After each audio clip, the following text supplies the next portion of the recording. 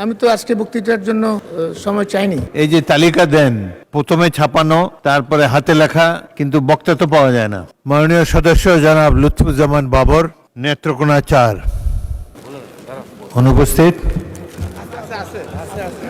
আপনার সময় 10 মিনিট। মাননীয় স্পিকার, আমি তো আজকে বক্তৃতার জন্য সময় চাইনি। মাননীয় চিফ হুইপ,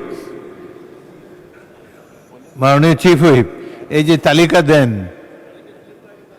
প্রথমে ছাপানো, তারপরে হাতে লেখা, কিন্তু বক্তা তো পাওয়া যায় না।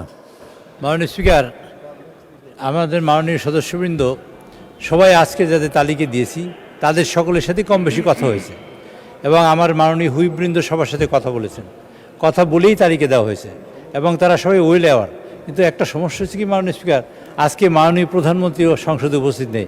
মাননীয় প্রধানমন্ত্রী সংসদের প্রাণ অ্যাকচুয়ালি, উনি থাকলে সবাই তার বক্তব্য শোনাতে চায়, এই জন্য আমরা অনেক বক্তাই পাই না। তবে বাবর সাহেবের সাথে আমার মনে হয় মাননীয় হুইপ আমাদের নুরুদ্দিন সাহেব কথা বলেছেন, তারপর তার নামটা দেওয়া হয়েছে এবং কথা বলেই নামটা দিয়েছি। কাজে আজকে মাননীয় স্পিকার, আমি অনুরোধ করছি মাননীয় সদস্যবৃন্দ যারা আছেন তারা যদি বক্তব্য রাখেন, আমরা চেষ্টা করবো মাননীয় প্রধানমন্ত্রীর কাছে এই বক্তব্য পৌঁছে দেওয়ার জন্য, যাতে তিনি শুনতে পারেন যে আমরা কী বলেছেন আপনারা। ধন্যবাদ মাননীয় স্পিকার। জনাব লুৎফুজ্জামান বাবর, আজকে আপনি বলতে চাচ্ছেন না? আজকে আমি বলতে চাচ্ছি না, আর এই কথাটাও সঠিক না। আমি মাননীয় হুইপ জনাব নুরুদ্দিন অপুর সাথে আমার এই ব্যাপারে কোনো কথাই হয় নাই। আচ্ছা, ঠিক আছে, আপনি বসুন, আপনাকে পরবর্তীকালে সুযোগ দেওয়া হবে।